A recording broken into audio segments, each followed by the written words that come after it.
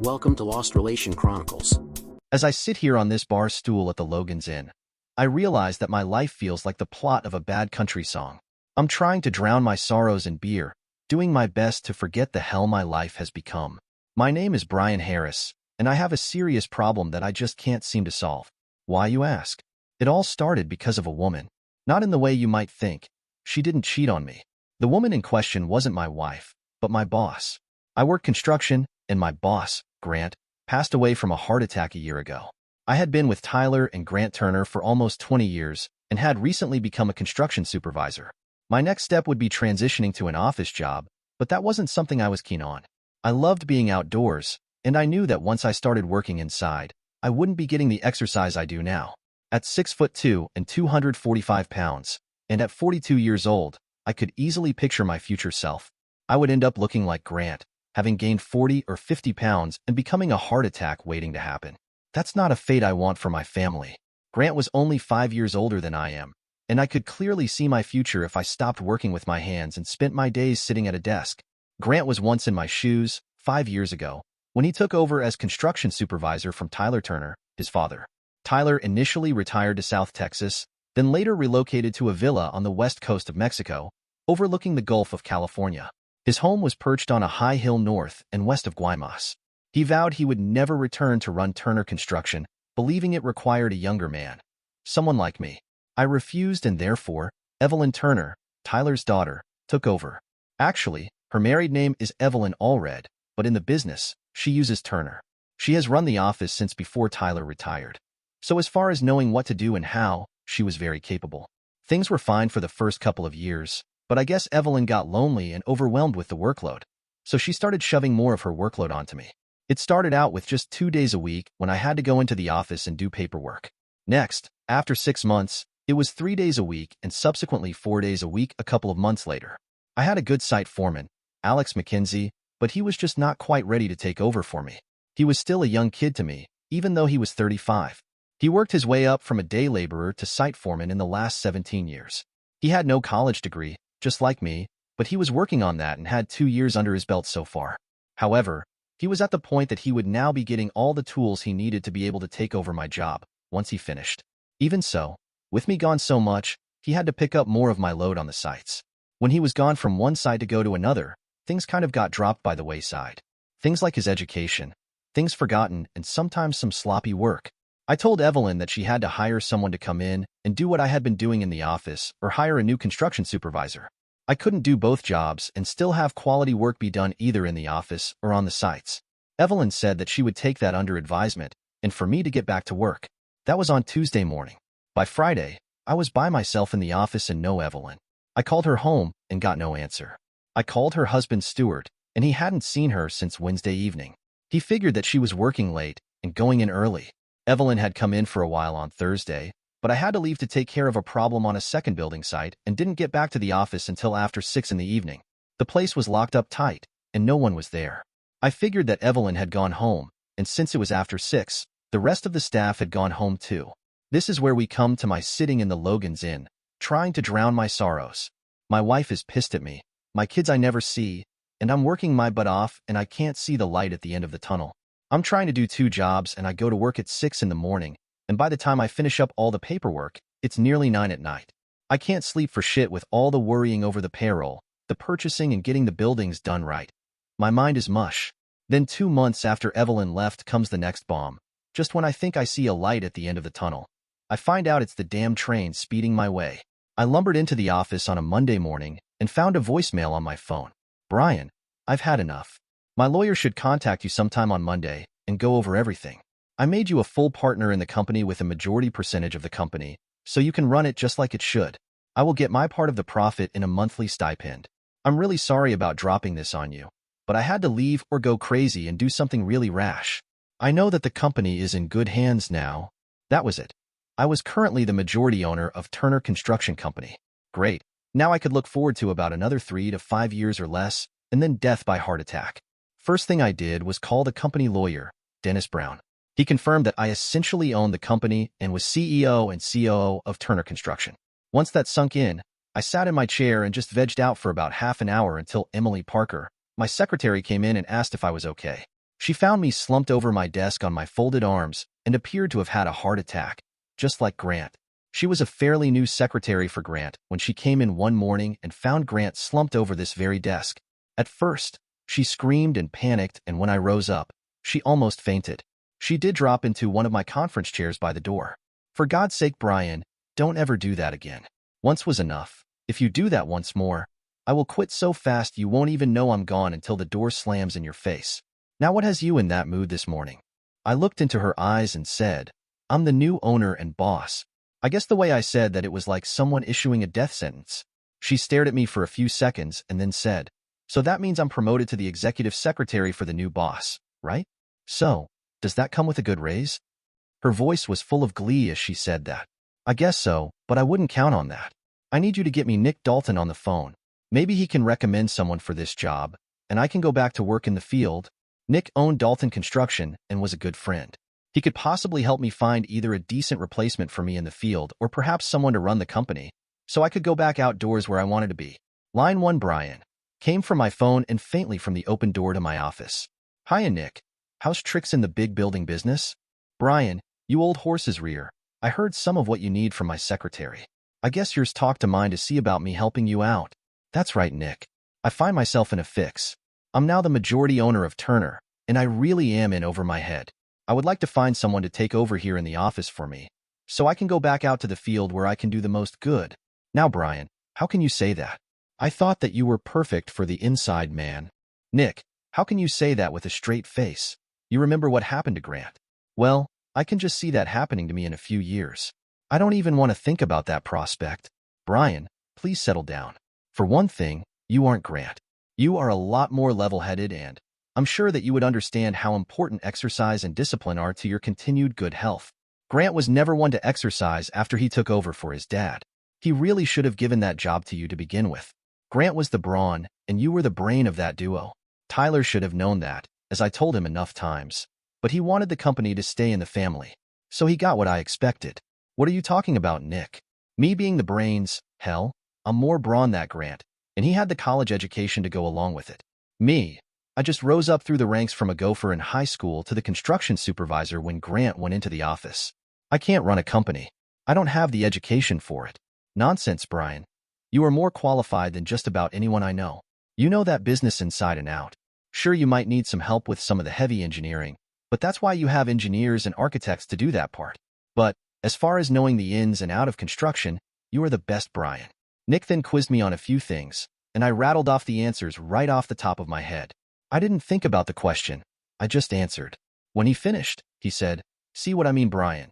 You know that business inside and out. There really is no one better qualified than you to run that business. Now what you need is a clone of you to work the field. I have just the person in mind. They're a little younger than you but have the education and the experience to be building supervisor for your people. I want to send someone over to you later this afternoon. You can interview them, and you can see what I mean. However, until then, just chill out, Brian. You'll get through this and come out the other end much better than you are now. Okay, Nick, I'll chill for a while, but this guy better be someone special. Believe me, Brian, they're special, all right? Talk to you later, Brian. By now, the rest of the staff had come in, and I decided to call a meeting and let everyone know what happened to the company. We had our own accounting department, well, 3 people, 1 CPA and 2 accounting clerks, 1 for payroll and 1 for everything else. Then purchasing was 2 people. Overall, we had 20 people in the office, counting me and Emily, to take care of everything. We had 5 engineers, but no architect. We depended on the architects to provide us with the overall building concept, and it was up to us to make the concept a reality. We did everything from strip malls to high-rise office apartment buildings. We were a small company compared to Dalton, but larger than most others. We normally didn't have more than 3 projects going on at once. Right now, we only have 2, but another one should start in a couple of weeks, and then one of our projects would finish up next month. At the meeting, I got a lot of congratulations and a few condolences, but overall it went well. I had no longer sat down at my desk when Alex came in and said, I have some paperwork for you to sign, Brian. Once we have this done, then you are officially the new majority owner of Turner Construction LP. I keep hearing majority owner. What does that mean? As well as the LP, Alex? Well, the way it works out, you are currently the general partner and at the moment owner of 40% of the company and get 40% of the profits. Jason, Evelyn, and Henrietta each as limited partners and can't tell you how to run the company, but they have a 20% interest in the company and get 20% of the profits and are not legally responsible for any debts incurred by the company. As general partner and chief of operations, you are in the unenviable spot that you are liable for 100% of all losses. I know this sounds like you're stuck in a bad position. However, you have the ability to do anything you want with the company. I mean, you can sell it, drive it into the ground, and bankrupt the company and yourself. Even so, you also can turn this around and make it a bigger business, and your profits go up. You can even buy out the other partners and become a sole owner. So there are really a lot of options as far as what you can do. You could even run the company for a few years and then sell out to Dalton or even Schuster and Schuster up in Dallas. That way, you could retire and relax for a while, travel, or just stay home with your wife and kids. It's all up to you now. Now that retiring thing doesn't sound half bad. However, that 100% liability would put a real crimp in my brain if that were to happen. I mean, I could lose everything I have now and be in debt up past my ears, right? That would only happen if you were to run this company into the ground. I for one know you are way too smart to let that happen. So just forget about that part and concentrate on growing the business so you make it attractive to bigger organizations so that when you are ready to retire you can leave with a clear conscience. Yeah, but in the meantime, I am swamped with doing my job, Evelyn's job, and everything else. Not to worry, Brian. You can handle it. If your partners didn't think that you could, do you think they would have saddled you with the job? Certainly not, Jason. He might be old, but he is one crafty SOB, and he would come up here and run this place if he didn't think you could do the job. Now I have to get back to my job so you can do yours. See ya, Brian. And Alex left me sitting there not knowing what to do next. I had Emily send out for something for lunch and about 2. I was buzzed and told that my 2 o'clock appointment was here. What 2 o'clock appointment? I don't have anyone on my calendar. Yes, you do. Nick Dalton made the appointment for you. Remember he was sending someone over? Okay, send the guy in. Maybe he can help me with this mess I'm in. You could have blown me over with a feather when my appointment walked in my door. Yes, a she, most definitely a she, walked in like she owned the place. She was dressed in fairly tight jeans, a khaki long-sleeve shirt with the name Anna above the pocket that had several pins and pencils in.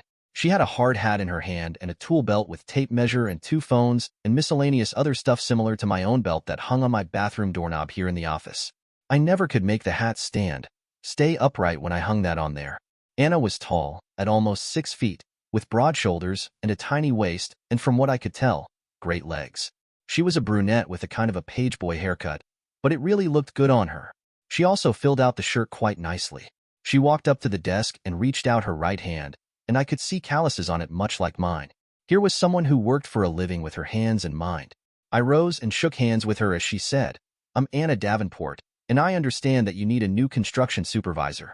I gestured her to a chair at my conference table, and we sat. Yes, I'm in the market for either a field superintendent or an operations manager to work here in the office. Well, I'll tell you right now, I probably wouldn't be interested in the office job. I'm more of an outdoorsy type myself, much like you were, I assume. Then we got down to business, and I quizzed her on all the things she should know to be a field construction supervisor, my old job. She had the education that I lacked, and that Alex McKenzie was working on. She also had 3.5 years experience as a site supervisor for Dalton Construction. She had come from one of their sites for this meeting and would like to get back. She asked what the salary was, and I mentioned more than Alex's and a little less than mine was. She said she would let me know later today or tomorrow morning. I really need to discuss this with my husband, and I would like to run it by my father too. I hope you don't mind? No, of course not. However, I really could use you as soon as possible. Right now, I am trying to do both jobs, and it gets tight sometimes. So the sooner I know, the better it is for me. If I do take it, I will have to give my employer at least 2 weeks' notice.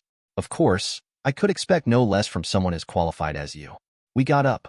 I shook hands with her again, and she left. I sat back down stunned. Here was someone perfect to run my old job, and she was cute too, but I could tell she was a no-nonsense boss too. I went back to my desk and yelled to Emily to get me Nick Dalton on the phone. "Boss, you got an intercom. Why don't you use it?" I hear from the phone. Because I'm so used to yelling when I want something, I forget it's even available. Please get Nick on the phone. Thank you. Emily. Brian, how did you like my candidate? Was she something special? Yeah, she was special, all right. But are you sure that you want to lose someone with her qualifications? She is your site supervisor. I could see her becoming your new construction supervisor. Why would she want to work for me instead of you? Well, it might be that she thought working for you might take the sting out of a little nepotism on my part. Huh, nepotism? Is she that little airhead I remember meeting about 10 years ago? Yep, the very same. She is my daughter, and she is as level-headed as you are. She finally came to the conclusion that Daddy wasn't going to give her everything like she and her mother thought.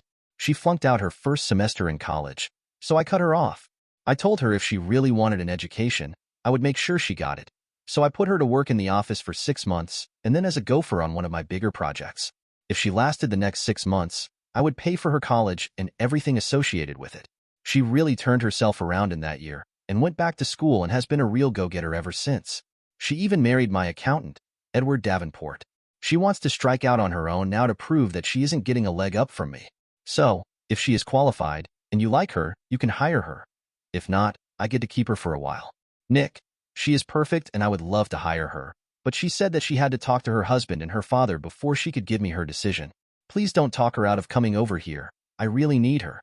Once I get her on the payroll, you and I are going to have some talks, so I can get up to speed on what I need to know on this side of the equation. I know I am not any competition for your company, but maybe with Anna I can always hope. You do that, Brian. In the meantime, I would be glad to help with anything I can. I have the feeling that once you aren't pulled 7 ways from Sunday that you will be doing just fine without any help from me. I wish I had your optimism, Nick. I really do. Right now, I'm working from dawn to dusk just to keep my head above water. I never see my kids, my wife, and a vacation is totally out. I may have that heart attack long before I get anything in any type of order. I doubt that, Brian. Just take things one at a time, and the rest will sort itself out. Believe me, when I first came into the office way back when, I was lost too, but it all worked out in the end. Yours will too. Just keep the faith and quit worrying. Call if you need something. Later, Brian. Yeah, Nick. Thanks, I guess I have let things get to me with everything happening all at once. Talk to you later. I sat back in my chair and thought about what Nick had said, and he was right. I had all the skills to do this job, but I was being pulled too many ways, and I had to take things one at a time and work on what I could fix and hope nothing else went wrong.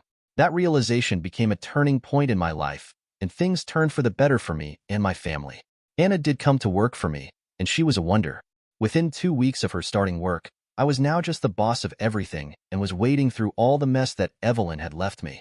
By the end of my first month of being the head of this mess, I came into work smiling. I finally had a complete weekend with my family. I got to see my son Vincent, who came home from college to spend the weekend with us, and I even spent time with my daughter Brianna, which was rare since she at 17 was hardly ever home. However, the highlight of my weekend was the time I spent in bed with my lovely wife of 21 years, Jessica. We could reconnect on a level that we hadn't seen in several years. I now appreciated her in a way I had not known for over 5 years.